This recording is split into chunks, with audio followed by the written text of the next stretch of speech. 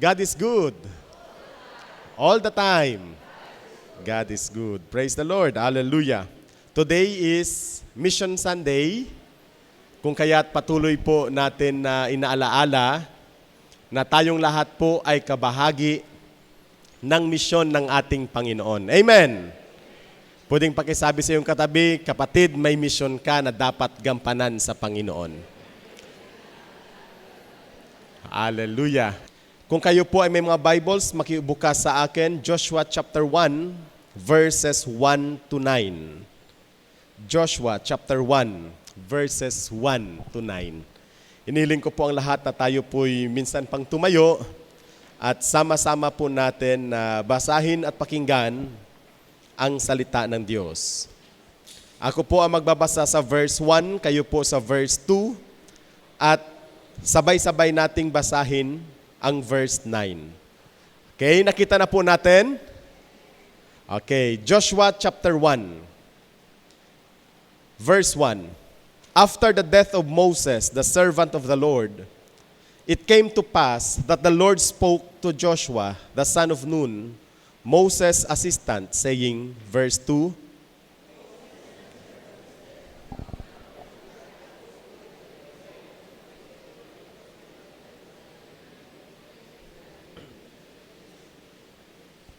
every place that the sole of your foot will tread upon, I have given you, as I said to Moses, verse 4.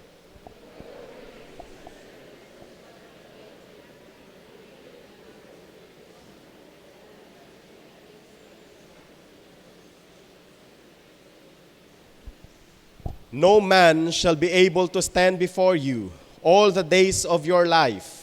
As I was with Moses, so I will be with you. I will not leave you nor forsake you. Verse 6.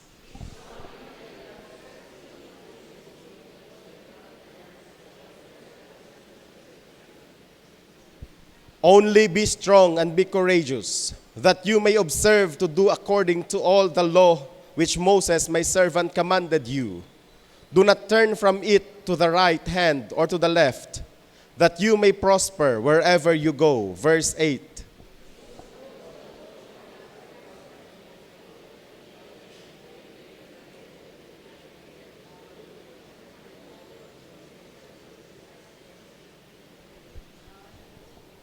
Together, verse 9. Have I not commanded you? Be strong and of courage. Do not be afraid, nor be dismayed, for the Lord your God is with you wherever you go. Father, we thank you for your word that we will be reflecting this morning. Thank you for giving us the Holy Spirit so that we can understand your word in accordance to your will. Pagpalain niyo po ang inyong pong mga anak sa oras na ito at salamat po sa inyong pong kagalakan at presensya na amin pong nararanasan sa pangalan ni Jesus na aming Panginoon. Amen. Maaari na pong maupo ang bawat isa. Napaganda po ang teksto na ating nabasa sapagkat makikita po natin na ang Panginoon mismo ay nakipag-usap kay Josue, kay Joshua. Si Joshua bilang humalili sa dakilang leader na si Moses na nagdala sa mga Israel mula sa pagkaalipin sa Ehipto patungo sa lupang pangako, ay nahaharap sa isang napakalaking misyon. Napakabigat na misyon. Napakalaking challenge to claim the promises of God for Israel and for the children of Abraham. Ang misyon na meron po si Josue ay upang sakupin, kunin, bawiin ang mga lupaing ipinangako ng Diyos sa kanilang amang si Abraham at ito ay i-distribute sa kanyang mga anak. Ngunit ang problema sa mga lupaing ipinangako ng Diyos sa Israel ay may mga nakatira ng mga tao. In fact, ang report po ng 12 spies, specifically yung 10 sa kanila, ay nagsasabi na ang lupain ay tinitirhan ng mga higante. ang kanilang mga syudad ay may mga muog na kasing taas ng langit. At tila bang ang mga anak ni Israel ay parang mga tipaklong lamang sa mga mata ng mga nakatira sa lupain. Sa pag-aaral ng mga Bible scholars, nasasabi nila that yung mga nakatira sa lupaing ipinangako ng Diyos sa Israel ay more advanced in technology than the Israelites themselves. Kaya kung mapansin po natin, ang may hawak lamang na tabak ay si Joshua, samantala ang mga gamitan naman ng mga Israelita ay halos gawa lamang sa bato o gawa sa pinatulis na kahoy. So napaka-laid back, huli ang teknolohiya na meron ng Israel sa panahong ito.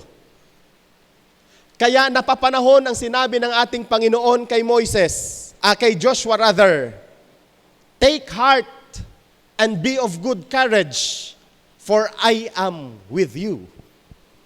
Huwag kang matakot, huwag kang mangamba. Maging matapang ka, sapagkat kasama mo ako. Walang dahilan si Joshua para siya'y magmalaki kasi napakalakas ng kanyang kalaban. Walang dahilan si Joshua para magsabing, kampante ako na mapapanalo ko ang laban, sapagkat ang meron sila ay parang mga plastic lamang na mga kagamitan compared sa mga metal na kagamitan ng kanyang mga kalaban. Wala siyang panama, wala siyang laban. Sa unang tingin, talo sila sa anumang klaseng anggulo. And yet, ang sinabi ng Panginoon kay Joshua, kulang man kayo sa kagamitan, wala man kayong sapat na gamit, wala man kayong sapat na teknolohiya, kasama nyo naman ako. Amen. Actually, nire-reflect ko itong sinasabi ng Panginoon nung tayo po ay nagpapatayo ng atin pong parsonage.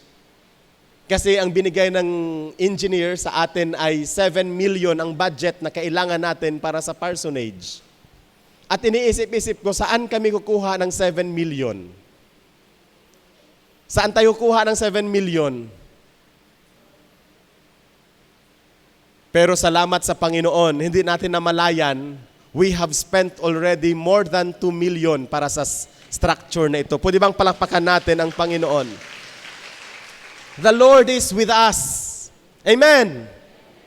Ano man ang sirkumstansya na meron tayo, ano man ang sitwasyon na meron tayo, always remember, the Lord is with us. Minsan nagkaroon po tayo ng lakas ng loob. Halimbawa, pag pumunta tayo sa doktor, ay malakas ang loob ko kasi ang doktor na aking doktor ay eksperto, magaling, maganda ang track record, kaya kampante ang ating loob mag-submit sa process sa kanila. Pero nakalimutan natin, kahit gaano ka-eksperto, kung gaano kagaling ang doktor, kung hindi natin kasama ang Panginoon, hindi mangyayari ang ating inaasahan. Amen. Minsan pag magbabiyahe po tayo, iniisip natin, ano kang magbiyahe? Ay, kaisot nak barko, ay hindi ako magsakay. Pero pag malaki yung barko, kampante ang ating loob kasi malaki ang barko. Amen! Pero alam nyo, pagkasama po natin ang Panginoon, kahit bangka ang ating sasakyan, the Lord will deliver us, the Lord will protect us. Alam nyo, minsan our confidence ay may mali po na pinanghuhugutan. Sapagkat ang ating confidence ay dapat humuhugot sa Panginoon at sa presensya ng Panginoon at hindi sa sirkumstansya o sitwasyon na meron po tayo. Pwedeng pakisabi sa iyong katabi, kapatid, ano ang pinanghuhugutan mo? Humuhugot ba tayo sa Panginoon? O humuhugot po tayo sa ating buong bank account na naka-imbak doon sa bangko? Humuhugot ba tayo sa Panginoon o humuhugot tayo sa ating inaasahan na matatanggap na sweldo para sa buwan na ito? Humuhugot ba tayo sa Panginoon O humuhugot po tayo sa lakas na meron po tayo, kaya na ako, kinaabang kusog na ako. Humuhugot ba tayo sa Panginoon? O humuhugot po tayo sa mga taong kilala natin? Okay, mapopromote ako, kilaya na ako hagto sa pinakamataas na opisina. We should have the correct source of our confidence. Amen. Sapagkat ang sino man na ang confidence nila ay nasa Panginoon, hindi po sila mapapahiya, hindi po sila mabibigo. Pwede bang palakpakan po natin ang Panginoon? Praise the Lord. Actually, I will be focusing in verse 8, dito po sa teksto na ating pong binasa. At ito po ang sinasabi, "This book of the law shall not depart from your mouth, for you shall meditate on it day and night, that you may observe to do according to all that is written on it. For then you will make yourself way prosperous, and then you will have good success." Pansinin po natin ang pangako ng Diyos, prosperity and success para sa kanyang mga anak. Pwedeng pakikalabit ulit ang inyong katabi at pakisabi sa inyong kapatid, ang pangako ng Diyos sa iyo, prosperity at success.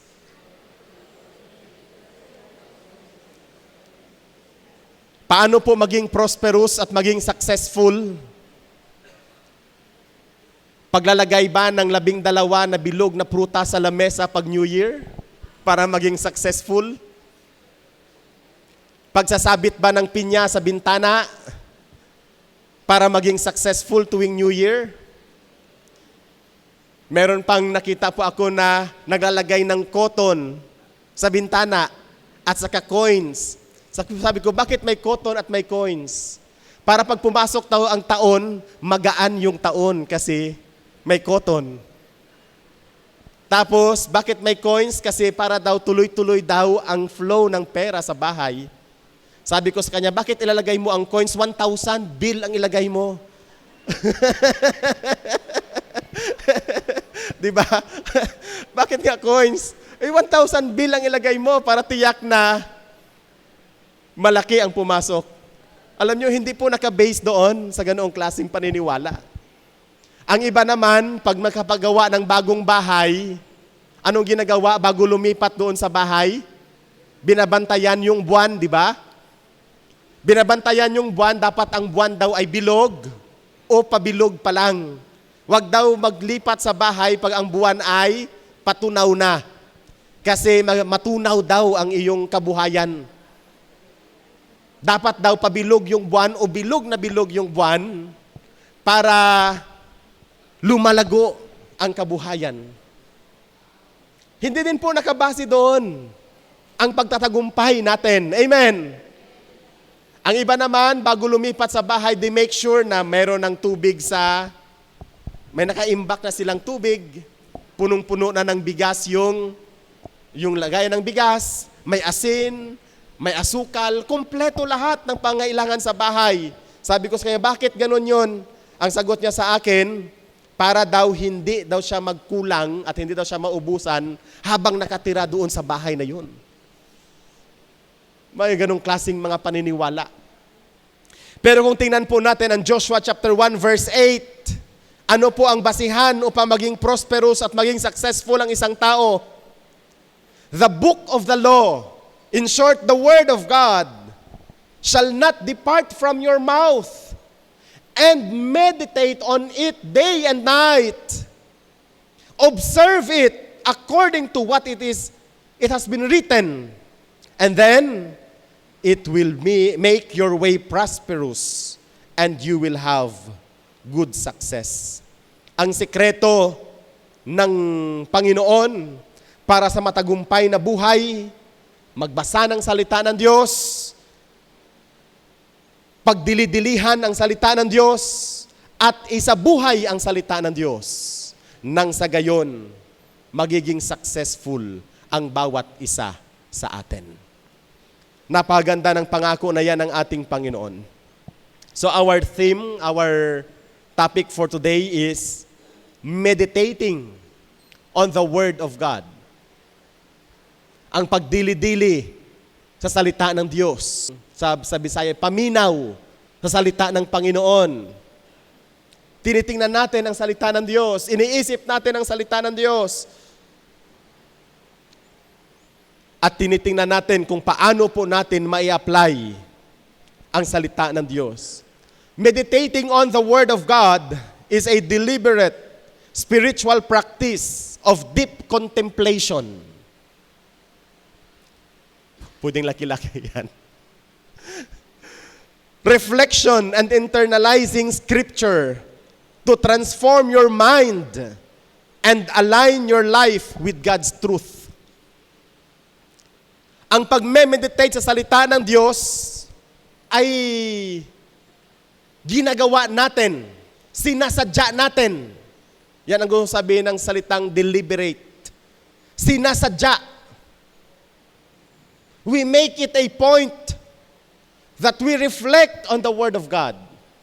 Sinisigurado po natin na atin pong pinag-iisipan, sinasalamin ang salita ng Panginoon. Ito po ay isang gawain, isa pong practice, isa pong training ng isang mananampalataya na kung saan kanya pong bubulayan ang salita ng Diyos. Sinasalamin ang salita ng Diyos at isinasaloob ang salita ng Diyos. Hindi lamang na kanyang pinapakinggan ang salita ng Diyos at lumalabas sa kabilang tenga. Sa halip, ito'y kanyang pinapakinggan at pinapasok sa kanyang loob, sa kanyang sistema, sa kanyang puso, sa kanyang isipan, sa kanyang buong pagkatao. Yan ang gustong sabihin ng meditating on the Word of God. Nang sa gayon ang atin pong kaisipan at ang ating mga buhay ay maka-align sa kautuhanan ng Diyos. It involves more than just reading the text. So ang pagdidili-dili, ang pagbubulay-bulay ng salita ng Diyos ay nangangailangan po ng pagbabasa ng salita ng Diyos. But more than that, hindi po natin binabasa ang salita ng Diyos na para bang isang advertisement lamang. But we read the Word of God in order to understand His voice. Amen. Di ba ang sabi ng ating Panginoon, my sheep, yan. Alam ng tupa ng Panginoon ang boses ng ating Panginoon. Have we experienced God talking to us? Alam nyo, araw-araw nangungusap ang Diyos sa atin sa mamagitan ng kanyang salita. Amen. The voice of God is always with us in His Word. So, when we meditate the Word of God, we understand the voice of God, we gain wisdom, and we apply His command. Yan pala ang gustong sabihin ng pag-meditate sa salita ng Diyos. Often by repeating, praying, or chewing on verses that we are reading. So pag tayo po ay nag-meditate ng salita ng Diyos, ginagamitan po ito natin ng mga iba't ibang devices, iba't ibang paraan, kagaya ng paulit-ulit na pagbabasa noong teksto na ating binabasa. Ipinapanalangin natin yung teksto na ating binabasa. Halimbawa, ang sinabi ng John 3:16, "For God so loved the world that He gave His only begotten Son, that whosoever believe on Him shall not perish but have everlasting life." Di ba yan ang sabi ng John 3:16? When we pray John 3:16, pwede nating sabihin, Lord, thank you for loving me and for giving me your Son, Jesus Christ. that when I believe in Him, you have given me everlasting life, and I shall not perish. Pwede mong sabihin ng ganon. O pwede mong itagalog, o pwede mong ibisaya, Panginoon, salamat. Ginoo, salamat nakador. Dahil ing taoni mo sa ako kang imo anak na si Jesus. Agor sa ako pagtuo sa ida, hindi ako mapahamak, kundi magkaigwa ako kabuhi nakwayat katapusan. You can pray the text. Ang sabi sa Psalm 23, the Lord is my shepherd, I shall not be in want. Pwede nating sabihin sa Panginoon in our prayer, Ginoo, salamat nagador, dahil ikaw ka ako, pastor. Agya nimo ako ing pagkukulang sa ako pang adlaw-adlaw nagpangailangan. You can pray the text. Binabalik natin sa Panginoon yung teksto. And every time that we pray the text, pinipray po natin yung teksto, pinipray po natin ang verse, unti-unti yang pumapasok sa ating isipan, sa ating puso, at nagiging totoo ang salita ng Diyos para sa atin. Ang sabi sa Isaiah, by my stripes you are healed. O paano natin ipag-pray yung sinasabi ng by my stripes you are healed? Ginoo, salamat nakador. Dahil sa imo mga latay, sa imo mga sugat, ing paado nimo ako. We can pray the text. And then pwede din po natin gamitin yung chewing on verses. Pag sinabi mong chewing, yung ing ngangat-ngat, ing ngunguya, sa inunhanay, ginausang, nginunguya ang salita ng Diyos. Iniisa-isa mo ang salita ng Diyos into bite pieces. And you understand it, you meditate it, pinag-iisipan mo. So pwede mong isa-isahin yun. Kayamanang hindi nauubos. Ano ang gustong sabihin noon? Ano ang gustong sabihin ng salitang buhat? Nanggaling, saan nanggaling? Ang kayamanang hindi nauubos. Ano ang layunin ng kayamanang hindi nauubos? Iniisa-isa. Alam nyo, if every time na iniisa-isa mo ang bawat word na ginagamit sa text, sa verse na atin pong nire-reflect, may bagong kaisipan, may bagong kapahayagan, pagkaunawa na ipinaparating ang Diyos sa atin. So meditation is a personal dialogue with God, moving from hearing His Word to living it out, leading to guidance, peace, and spiritual growth. Pag tayo po nakipag-usap sa Diyos gamit ang Kanyang salita, tayo po ay lumalago mula sa pagiging tagapakinig lamang ng salita ng Diyos patungo sa pamumuhay ng salita ng Diyos na nagdadala sa atin upang ang atin pong daanan sa pang-araw-araw ay naaayon sa Kanyang kalooban. Sa bawat ginagawa natin, nararanasan natin ang Kanyang kapayapaan at tayo po ay lumalago sa atin pong pagkakakilala sa Kanya. So to meditate on God's Word means to deeply ponder on scriptural passage, moving beyond mere reading to absorb its meaning. So kung tayo po ay nagme-meditate sa salita ng Diyos, na pagtatagumpayan natin ang hamon ng pag-unawa ng salita ng Panginoon. Bakit? Sapagkat marami sa atin hanggang tagapakinig lamang ng salita ng Diyos. In fact, nahihirapan po tayo mag-unawa. Naalala ko tuloy sa Book of Acts. Meron pong isang eunuch, isang opisyal po sa kaharian ng Ethiopia, ang pumunta sa Jerusalem upang ipagdiwang ang dakilang piyesta ng Panginoon. At habang siya po'y pauwi, sakay ng kanyang karwahe, nagbabasa siya ng aklat ng Isaiah. And then, habang binabasa niya ang aklat ng Isaiah, hindi niya maunawaan kung anong gustong sabihin ng teksto na kanyang binabasa. And then the Lord sent Philip. Mula sa kanyang matagumpay na ministeryo doon sa Samaria, dinala siya ng Panginoon, ng Espiritu ng Diyos, doon sa disyerto. Doon pala sa disyertong yon, doon dadaan ang eunuch. At ang sabi ng Holy Spirit kay Philip, sundan mo, sabayan mo ang karwahing yan. At habang tumatakbo si Philip, sinusundan niya, sinasabayan niya yung karwahe, abang kusog ni Philip, abang tulin sa grayagan.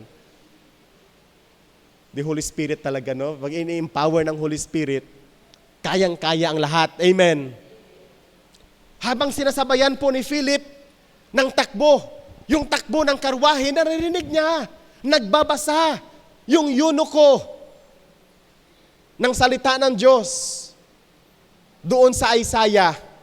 Asing nyara ka ito, hindi naman nagtigil yung eunuch. Todo naman takbo. Tapos sabi ni Philip, naunawaan mo ba ang iyong binabasa? And then this eunuch is honest enough. Yara nagsilinak. Siyempre, naintindihan na ako kali. Asi nagbabasa pa ako pag na ako kali naintindihan.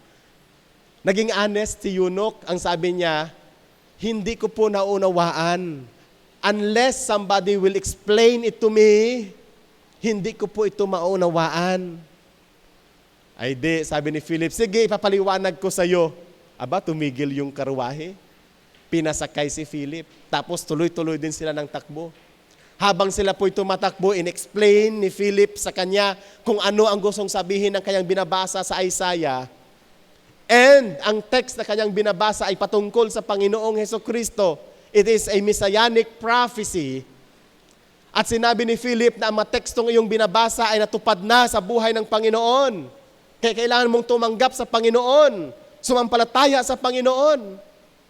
And then nung may malapit pong tubig, sa kalapong dinaanan, may tubig po doon sa gitna ng disyerto. Ang sabi ng eunuch, meron bang hadlang upang ako'y bautismuhan? At ang sabi ni Philip, wala. Kaya sa oras ding yun, tumigil sila sa kanilang paglalakbay, pumunta sila sa tubig, na bautismuhan ang eunuch na ito. Ano bang gustong sabihin? Marami pong pagkataon sa ating buhay, nagbabasa lang tayo ng Biblia pero hindi natin naunawaan. Paano natin maunawaan ang salita ng Diyos? We can meditate on it. So ano po ba yung mga steps in meditating the Word of God? Gagamitan po natin ng SOAP method. Yan. SOAP method ang atin pong gagamitin. Kung tayo po ay nagbabasa ng salita ng Diyos, kailangan mo may lapis, may ballpen, may notebook, may papel. Okay? Mas maganda kasi yon. Gagamitan natin ng SOAP. Sino po sa inyo ang familiar sa SOAP method? Taas ang kamay. Ayan, so marami ng familiar sa SOAP method. S stands for Scriptures. O stands for Observation. A, Application. And P, Prayer. Okay? So yan po yung atin pong gagawin. Okay? SOAP stands for Scripture, Observation, Application, and Prayer. Okay? So kung tayo po nagme-meditate ng salita ng Diyos, gagamitan natin ng SOAP. Simula tayo sa S. Scripture. Siyempre, yun ang simula natin. Kung tayo po ay nagme-meditate sa salita ng Diyos, simulan natin sa salita ng Diyos. Amen. Yan ang ginagawa. Ano ang unang gawin natin? First is choose a passage. Pipili ng text. Halimbawa, Joshua chapter 1 verses 1 to 9. So yun ang ating gagawin. Joshua chapter 1 verses 1 to 9. Yan ang pipiliin natin na passage. Kung meron na po tayong verse na napili o verses na napili, ang second thing na dapat nating gawin ay, pwede bang basahin nating lahat? Go. Read repeatedly. Go over it several times, perhaps at different times of a day. So ang Joshua chapter 1 verses 1 to 9, paulit-ulit mo siyang babasahin. Babasahin mo siya 3 beses ng paulit-ulit. Tapos kukuha ka ulit ng Tagalog na Bible, basahin mo rin doon sa Tagalog na Bible ng paulit-ulit. Pag magbabasa po, huwag kayong magmadali na parang meron kayong quota na dapat tapusin. Dapat makatapos ako ng 10 verses ngayong araw. Hindi. Dahan-dahan ang pagbabasa. Amen. Dahan-dahan ang pagbabasa. If we want to meditate on the Word of God, pwede nyo yung gawin yan pag bago matulog o pagising sa umaga or during lunch break. Any time of the day, you can meditate on the Word of God. So, paulit-ulit mo siyang babasahin. Pastor, baka magsawa po kami, mauumay po kami. Ang salita ng Diyos ay hindi nakakasawa. Amen. Hindi nakakasawa ang salita ng Diyos. So, choose the passage and read it repeatedly. Paulit-ulit mo siyang basahin. At pag binabasa po natin ito, dahan-dahan lamang. Pwedeng pakisabi sa iyong katabi, dahan-dahan kapatid. Kasi pag nagrally-rally kita, baka may mamimiss tayo sa text na ating binabasa. Di ba? Baka may mamimiss tayo. Dahan-dahan. Tingnan mo lang yan. Pag kayo po ay nakasakay sa sasakyan, umikot kayo sa ujungan, konti lang ang maobserbahan ninyo. Pero kung kayo ay naglalakad kayo ng dahan-dahan, paikot sa ujungan, pati yung away noong nakatira doon sa loob ng bahay, naririnig mo. Tama, no? Kasi, dahan-dahan. Pero pag nakasakay ka sa sakyan, hindi mo yun maririnig. Pati yung niluluto na adobo ng iyong kapitbahay, naaamoy mo. Di ba? Pati yung bagong pintura nila na gate, nakikita mo rin. Pati yung mga basura, namamalayan mo rin. Kasi dahan-dahan kang naglalakad, na-observe mo ang lahat ng detalye. Pero kung ikaw ay nakasakay sa sasakyan, hindi mo mamalayan yon. Hindi mo mamalayan. Kung mamalayan mo lang, kukunti lang. So dapat pag tayo po nagbabasa ng salita ng Diyos, dahan-dahan din. Iba po yung public reading at iba po yung sinasabi natin sa meditation. Itong sinasabi ko ay during meditation of the Word of God. Now, let's proceed with letter O. Observe. Ano po ang ating i-observe? Una, who? Sino ang nagsulat? So pag Joshua, sino ang nagsulat kaya ng aklat ng Joshua? Sabi ng iba, ay si Joshua din yan, pastor, ang nagsulat. Oo, kasi nakapangalan sa kanya. Pero sa Timothy, sino nagsulat ng Book of Timothy? Sino? Si Pablo. Hindi si Timothy. Kasi ang title ng book ay Ang Sulat ni Pablo kay Timoteo. Unang sulat ni Pablo kay Timoteo. Ikalawang sulat ni Pablo kay Timoteo. Yan ang buong title ng book. So hindi si Timoteo ang nagsulat, kundi si Pablo ang nagsulat. Yung Gospel of Mark, sino po ang nagsulat ng Gospel of Mark? Si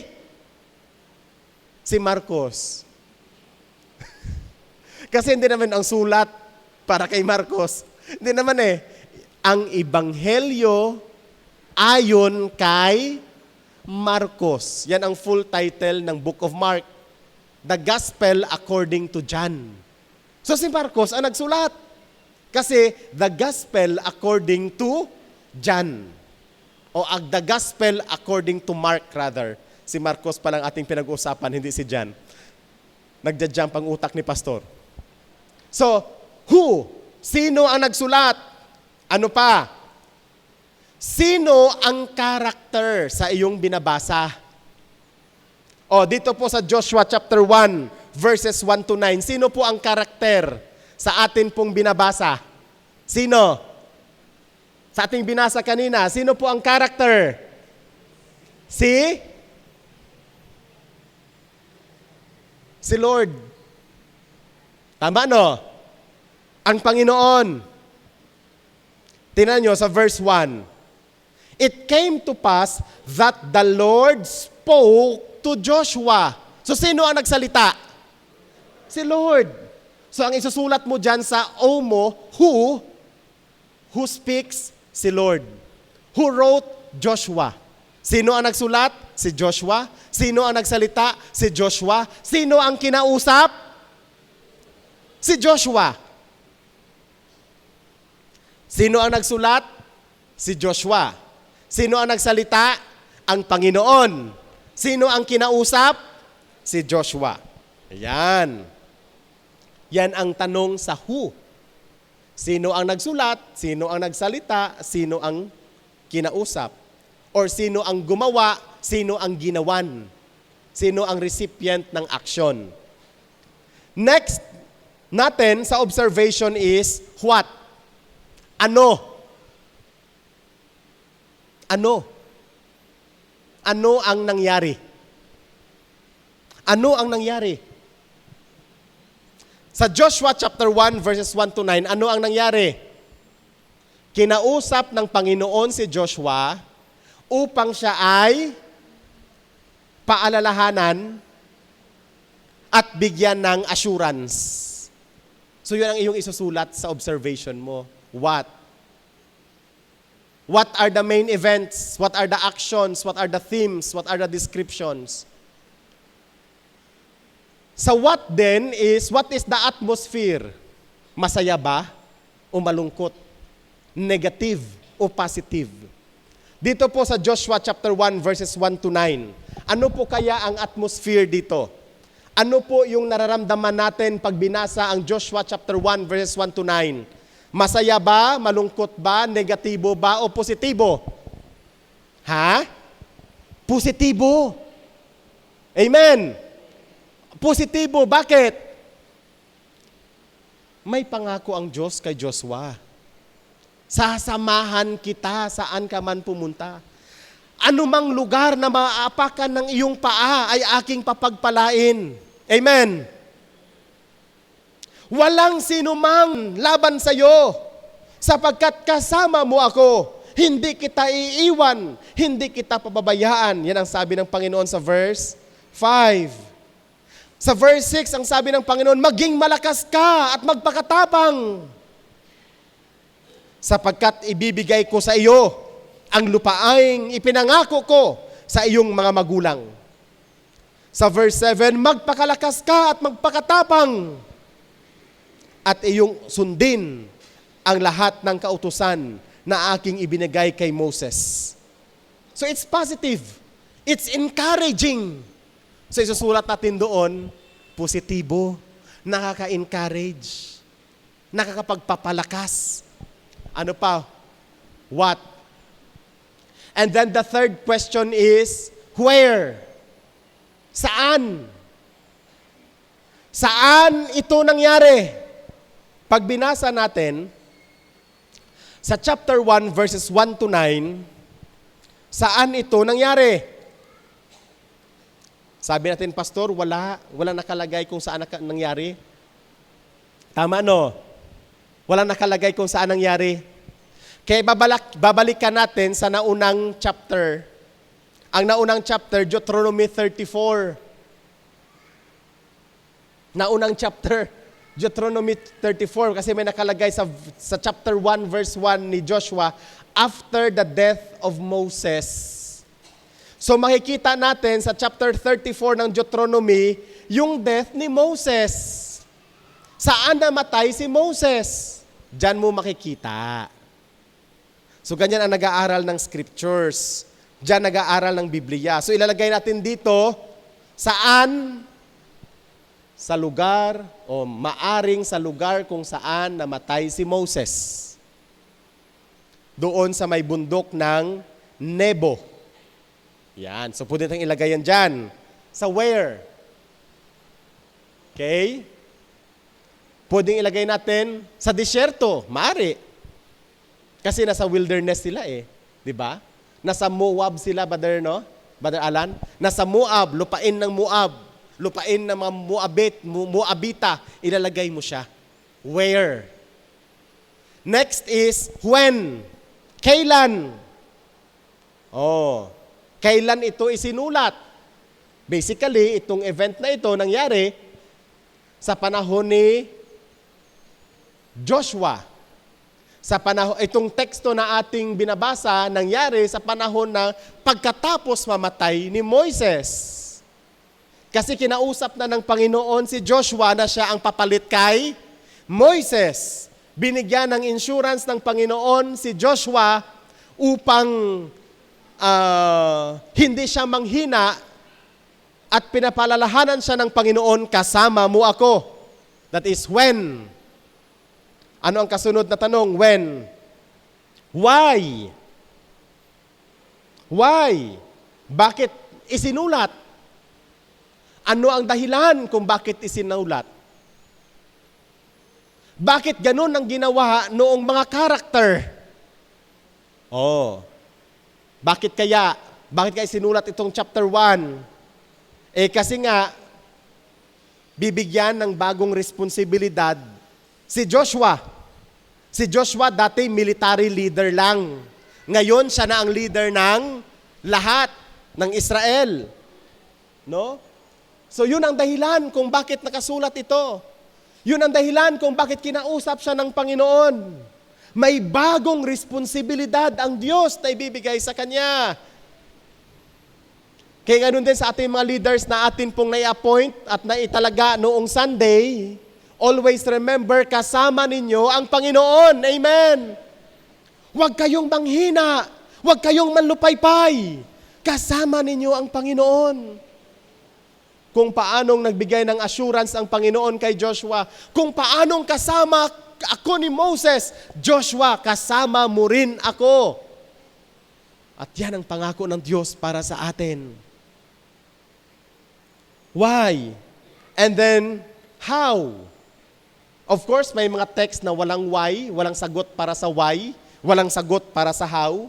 Pero may mga pagkakataon na naka-include ang mga kasagutan para sa katanungang ito. How did events unfold? How are people or God described? Paano dinescribe si Joshua? Siya ay dinescribe bilang anak ni Nun, assistant ni Moises. Yan ang description ni Joshua sa verse 1 ng chapter 1. So when you observe, always ask the WH question. Ano ngayon WH question? Who? Sunod po. What? Where? When? Why? At saka, how? So pag tayo po ay nag-o-observe ng Biblia, nagbabasa ng Biblia, try to answer these questions. Sino? Ano? Saan? Kailan? Paano? At saka, bakit? Try to answer those questions when you observe the text. Another. A. Ano nga yung A? Apply. Balikan mo natin. S, ano po yung S? Scriptures. O, ano po yung O? Observe. Ngayon naman ay apply. Pag sinabi po nating apply, ito ay atin ng inilalapat. Inilalapat. Ina-apply na natin. Ilalapat natin kanino? Sa ating buhay. Huwag nating ilapat sa iyong asawa. Amen. Huwag mo ring ilapat sa iyong kapitbahay. Ilapat mo sa iyong sariling buhay. Minsan ay pagkatapos ng basa ng salita ng Diyos, sabi natin ay, klaro talaga kali. Dahil kinang ato mga kapitbahay, tuyar talaga sinra. Buko kapitbahay. Ikaw ang kinakausap ng Panginoon at hindi ang kapitbahay mo. Amen. Pakisabi sa iyong katabi, kapatid, ikaw ang kinakausap ng Diyos. Huwag nating ilapat sa ating mga anak, huwag nating ilapat sa ating magulang, huwag nating ilapat sa ating kapitbahay, huwag nating ilapat kay mayor, huwag nating ilapat sa mga korap na mga officials. Ilapat natin sa ating buhay. Amen. Abang hangit nato sa mga korap na opisyal, pakabaton ra kita 5,000 bawa eleksyon. Ay pareho ra gyapon, di ba? Tayo ang naglagay sa kanila doon. Kaya ang nilalapatan dapat hindi sila, tayo. Amen. Kasi tayo ang dapat magbago. Tayo ang dapat magbago. So when we apply it in our personal life. Palakpak muna tayo sa Panginoon. So, ponder. Ask God to reveal its meaning and application to you. Hilingin mo sa Lord, Lord, ano po ba ang kahulugan nito sa personal kong buhay? May mnemonics tayo dyan. May acrostic tayo dyan. Space Pets. Space Pets stands for S. Pwedeng isa lang sa isang screen. Sin to confess. Ang S sa Space Pets ay sins to confess. Pwede bang ulitin natin? Sin to confess. Ang tanong dyan ay, is there any sin or wrongdoing I need to confess and make right before God? Dito sa text na ating binasa, ano kaya ang kasalanan natin na pwedeng i-confess natin sa Panginoon? Halimbawa, pwede nating sabihin na sa sin to confess, Panginoon, patawad po, sapagkat ako po'y nanghihinaan ng loob at nakakalimutan ko na kasama kita sa aking buhay, anuman ang aking sitwasyon. Pwede yun ano? Kasi nakita natin, ang sabi ng Panginoon kay Joshua, be strong, be of good courage, I am with you, I will never leave you nor forsake you. Pero sa ating mga buhay, minsan, kaunting problema lang, nasi-shake tayo. Tama no? Nasi-shaken tayo, nakakalimot tayo, kasama pala natin ang Panginoon. Hindi kita makatuyugan sa gabi dahil sa paparating na ang araw ng pagbabayad ng tuition ng aking anak. Normal naman yun. Normal naman sa isang magulang na mag-worry kung saan maghahanap ng pambayad sa tuition ng anak. Tama yan, Mama Helen? Normal. Pero hindi normal na gising ka ng buong araw, gising ka pa rin buong gabi. Kasi kahit anong gising mo, walang darating na pera.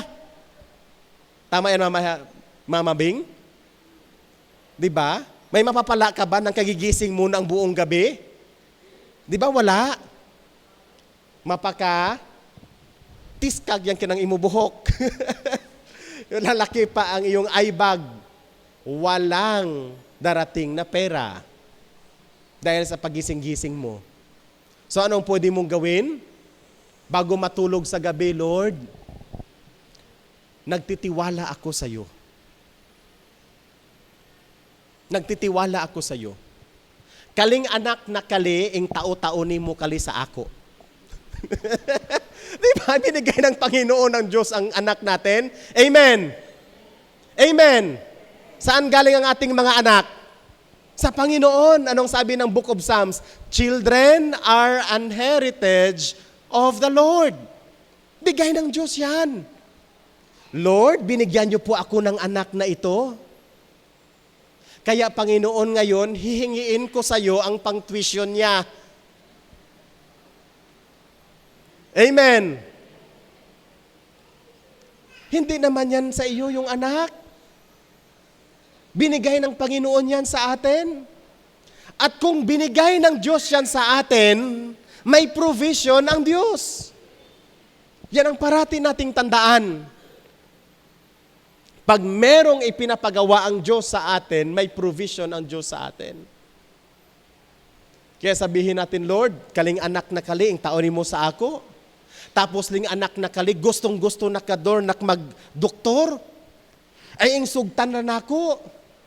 Dahil naniwala po ako, may kalooban po kayo sa kanyang buhay. So ngayon, Lord, magtituition siya ngayon sa school. 60,000 Ginoo. Bahala ika, magbadar it kali. Badaran ni mo kali, Ginoo. Alam nyo, gumagawa ang Panginoon. Amen. Ginagawa ang Panginoon. Kaya sometimes nagsastruggle po tayo kasi ang trabaho ng Panginoon, tinatrabaho natin. Just cooperate with the will of God. Kaya bago naman kayo mag-decide, mag-ask muna sa Lord. Lord, maga-doktor ba talaga kaling ako, anak? Ayag pilita ka, anak. Anak, dapat mag-doktor ka dahil gustong-gusto na ako kinanakurso itong bata pa ako. Ay, hamak. Ay, sa imo yung gusto ka ito, ipasa di mo sa imo, anak.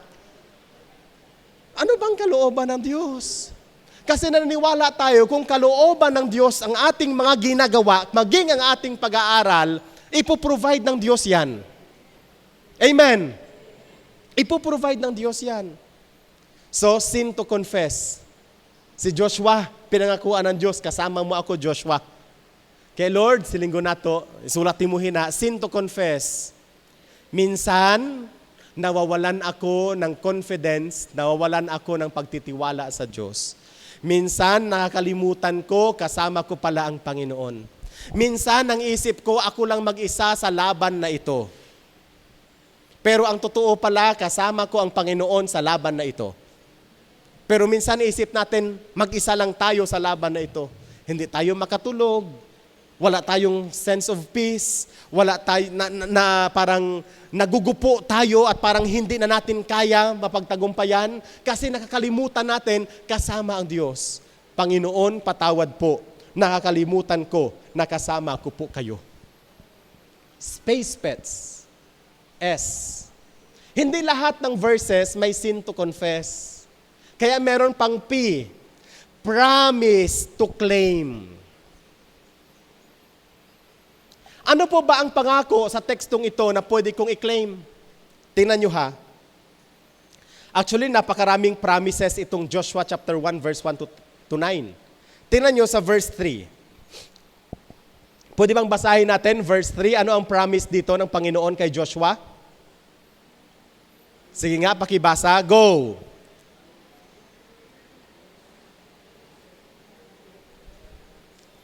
Diba napagandang promise ng Lord? Napagandang promise ng Lord kay Joshua. Every place that the sole of your foot will tread upon, I have given you, as I said to Moses. As I said to Moses. Every place. Lord, I claim your promise for Joshua to be true to my life also. Gusto ko po, Panginoong, i-claim na maging totoo din sa akin na ang bawat lupain na nilalakaran ko, magiging akin. Alam niyo, may napagandang kwento nung isang church sa Manila. Bagong-bago pa lang sila na simbahan. Tapos, the Lord has told them, magpatayo kayo ng sanctuary sa lugar na ito. Nung pinuntahan nila ang lugar na yon, malaking lupa nga, pero sobrang mahal. Sabi nila, paano natin mabayaran ito? Wala tayong pambayad. Alam niyo kung anong ginawa nila? Kumuha sila ng dakot ng lupa doon sa lupa na yon. Tapos nilakaran nila palibot, nag-jeric walk sila. Tapos yung malupa na dakot ng lupa na kinuha nila, dinala na sa kanilang mga bahay, araw-araw pinagpipray nila yung dakot ng lupa na yun, Brother Alan. And within the year, hindi pa natapos yung buong taon, nabayaran nila ang buong lupain na yun. Pag wala pa kayong bahay, you can claim this promise. Lord, gusto ko na magkaroon kami ng ganitong lupa, ganitong lote. I am excited for what the Lord will do in your life. Wala kayong bahay? Gusto nyo magkaroon ng farm? magkaroon kayo ng lupain, claim it in the name of the Lord. May pangako ang Diyos. Isipin natin, wala akong pera, pastor. Mahirap lang kami, wala akong sweldo, pastor. Hindi nga pera ang ating problema. Hindi nga confidence natin ang galing sa pera na meron tayo.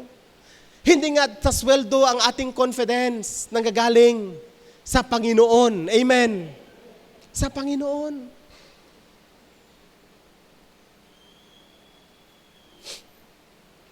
Alam nyo, mata-challenge kayo sa testimony ng maraming pastor na nakapagpapaaral ng kalang mga anak na ang kalang mga tinatanggap sa kalang ministeryo ay 1,000, 2,000, 3,000 sa isang buwan.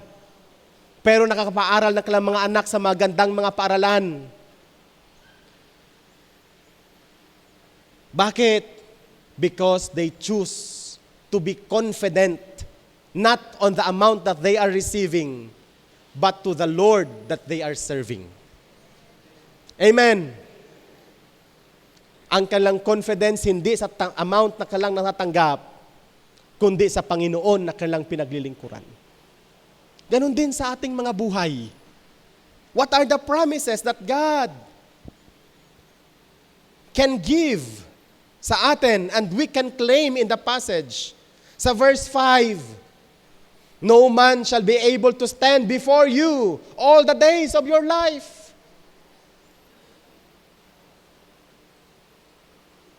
Kaya kung parati kang inaaway sa trabaho mo, you can claim this verse. Lord, I claim this promise. No man shall stand before me all the days of my life. Sa verse 6, be strong and of good courage, for to this people you shall divide as an inheritance the land which I swore to your fathers to give them. Ano ang claim natin na pwedeng i-claim dito? Panginoon, wala ako natanggap na mana mula sa magulang ko.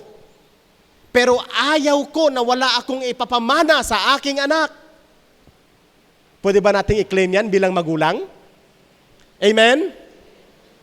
Kung wala tayong natanggap na mana sa ating mga magulang, hindi natin kasalanan yon.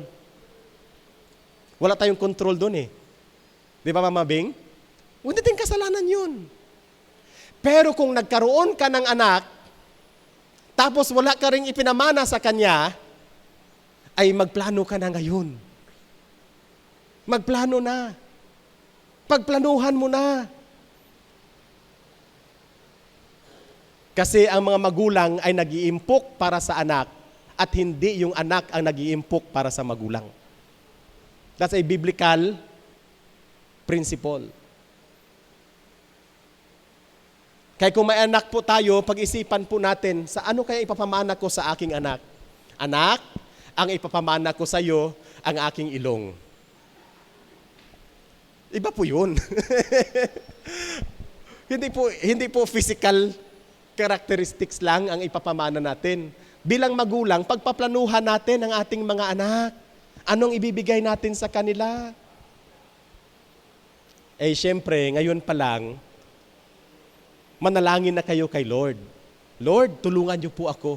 Dahil binigyan mo ako ng 10 anak, bigyan mo rin ako ng 10 lote na ipapamana sa kanila.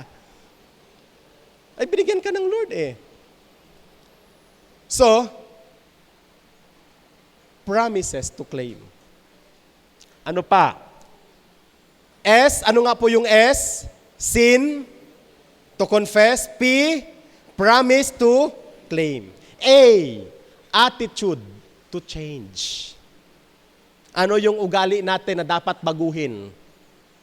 Pag binasa natin yung verse, ano yung ugali na pwede nating baguhin? Are there negative attitudes that we need to work on?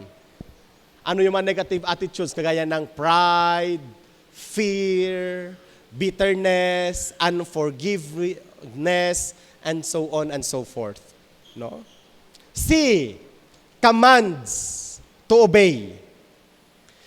Is there a command that I need to follow regardless of my feelings?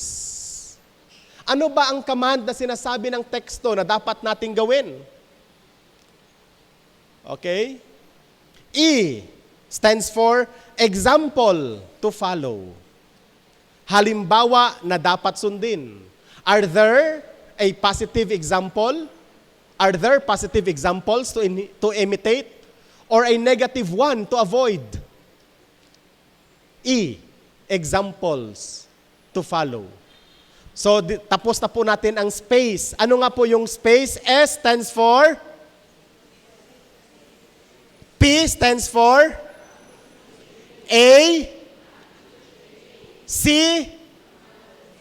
and letter E. Yan. And then, diretso tayo sa pets. P stands for prayers to pray. Is there something I need to pray back to God about? Meron ba akong dapat ipapanalangin sa Panginoon? Based doon sa text.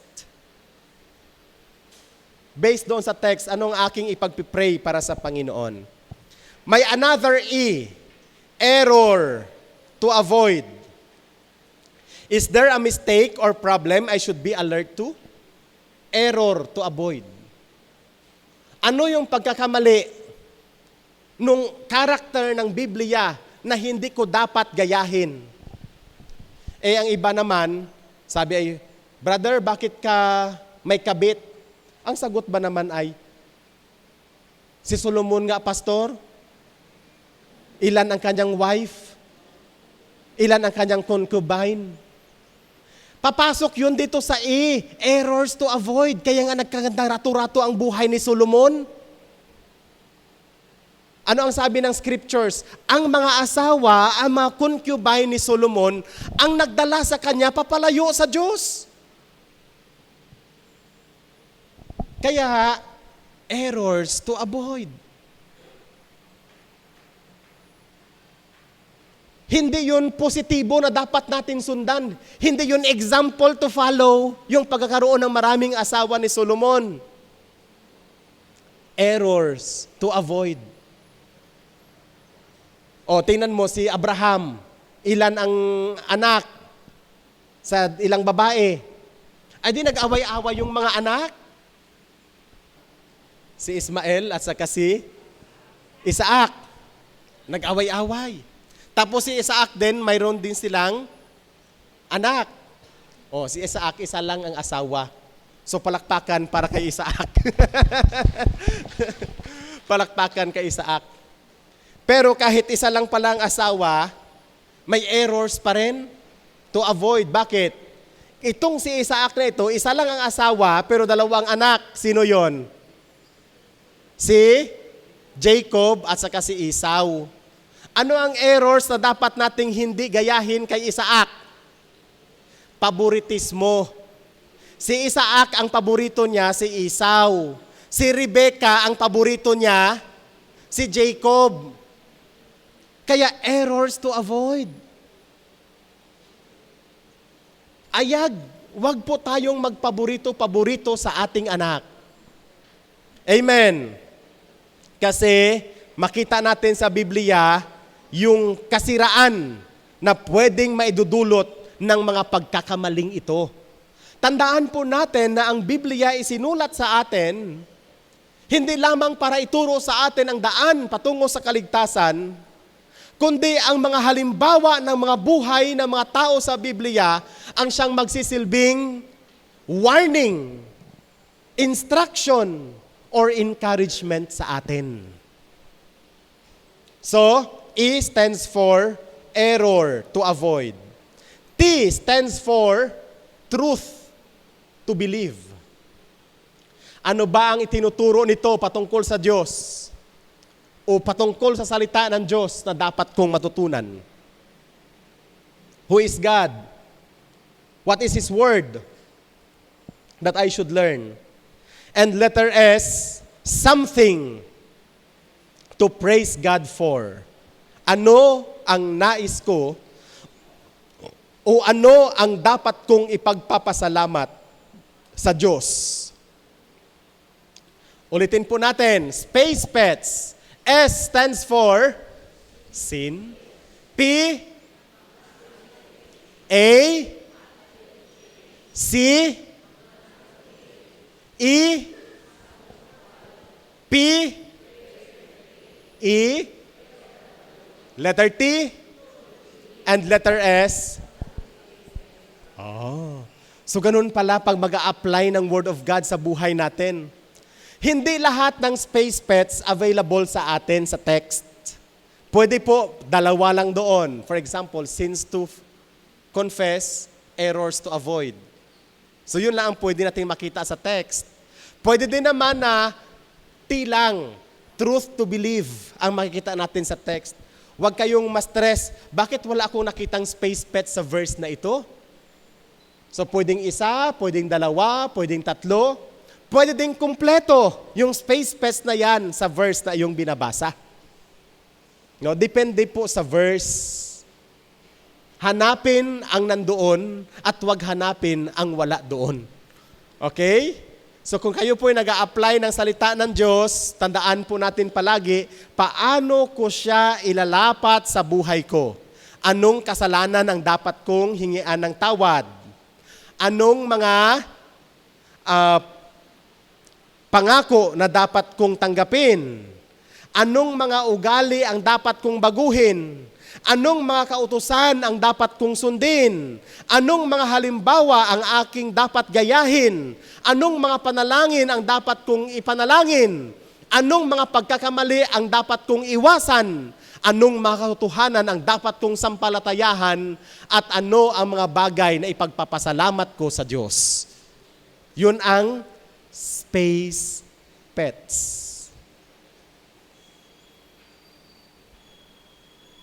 Sa SOAP method, ano nga ang S?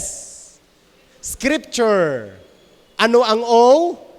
Observation. Ano yung mga dapat nating itanong sa observation?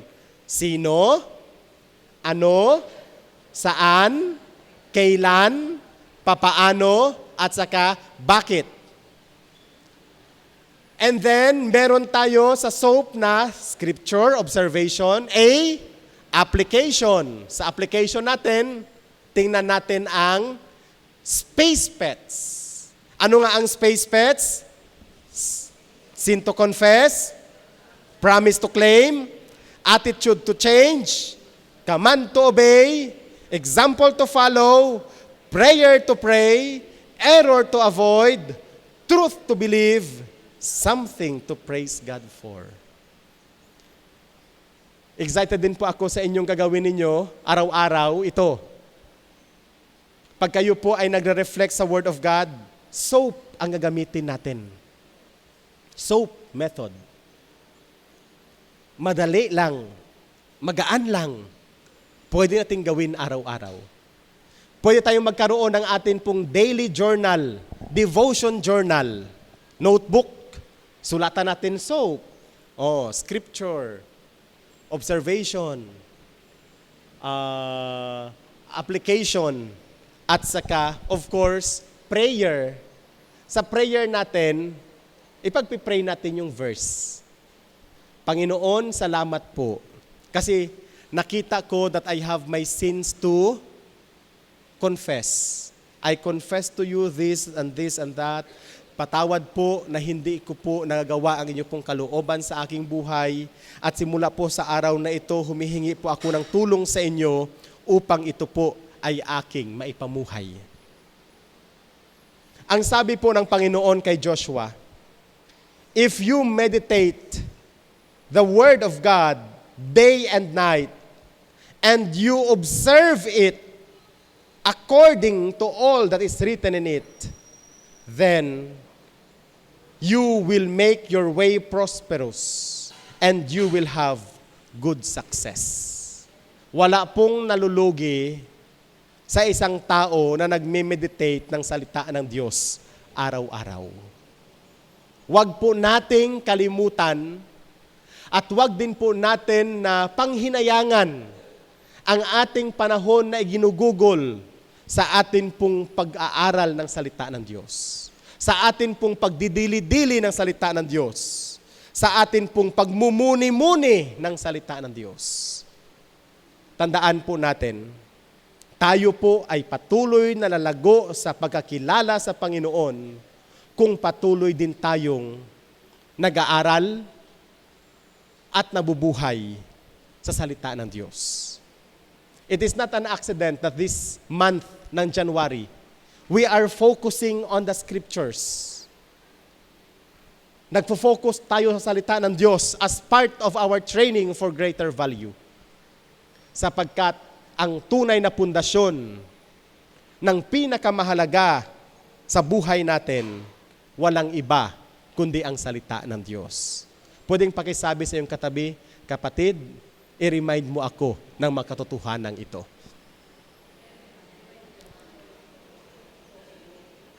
Praise God. Kaya sa mga worship team natin, you can share your devotion sa inyong mga kasamahan. Sa ating mga choir, you can share your devotion sa inyong mga kasamahan bago kayo magsimula ng practice. Kasi mayroon kayong ginawa, naturuan na kayo ngayong umaga. Amen. Kaya ba natin gawin ito? Yan, praise God.